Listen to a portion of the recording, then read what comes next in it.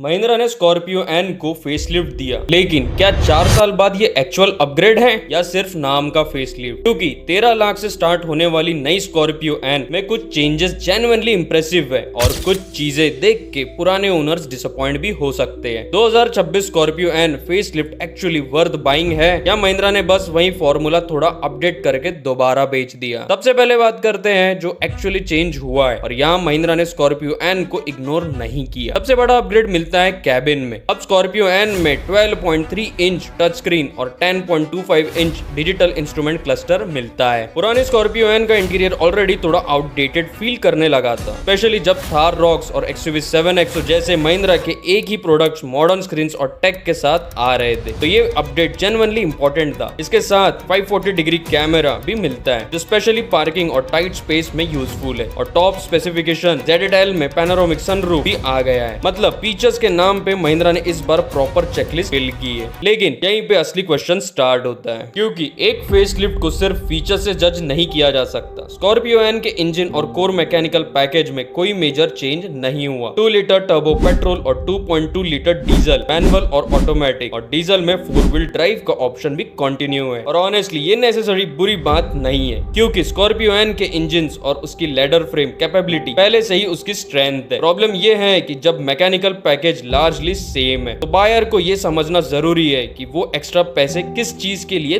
दे रहे हैं। और यहाँ आता है स्कॉर्पियो एन फेसलिफ्ट का सबसे interesting part, features. 540 degree cameras useful, bigger touch screen definitely better, digital cluster modern feel देता है, panoramic sunroof premium feel definitely बढ़ाता है। लेकिन क्या इन सब फीचर्स की वजह से पुरानी स्कॉर्पियो एन सडनली यूजफुल हो जाती है? बिल्कुल नहीं। और यही पॉइंट एग्जिस्टिंग ओनर्स के लिए सबसे इंपॉर्टेंट है। अगर तुम्हें कुछ मंथ्स या 1-2 साल पहले स्कॉर्पियो एन ली थी, तो सिर्फ इसीलिए रिग्रेट करने की जरूरत नहीं है कि अब डैशबोर्ड में स्क्रीन बड़ी है। तुम्हारी कार का इंजन वही कैपेबल है, उसकी रोड प्रेजेंस भी वही है, उसका 4 व्हील ड्राइव हार्डवेयर भी वही है, और जो चीज स्कॉर्पियो एन को स्कॉर्पियो एन बनाती है वो ओवरनाइट आउटडेटेड नहीं हो गई। लेकिन अगर तुम अभी नई स्कॉर्पियो एन लेने जा रहे हो, स्टोरी थोड़ी डिफरेंट है, क्योंकि नई फेसलिफ्ट की स्टार्टिंग प्राइस 13.69 लाख है और top and around 25.49 lakh ex showroom तक जाता है। तो अब क्वेश्चन सिंपल है, क्या ये प्राइस प्रीमियम जस्टिफाई होता है? अगर तुम लोअर वेरिएंट देख रहे हो तो हर फेसलिफ्ट फीचर्स तुम्हें नहीं मिलेगा, लेकिन हायर वेरिएंट्स में नई टेक और कन्वीनियंस फीचर्स का पैकेज काफी स्ट्रॉन्गर हो गया है। और अगर तुम वैसे भी ZL टाइप वेरिएंट लेने वाले थे, तो अपडेटेड स्कॉर्पियो एन का केस पहले से स्ट्रॉन्गर है। लेकिन एक चीज जो महिंद्रा को चेंज करनी चाहिए वो है स्कॉर्पियो एन का ओवरऑल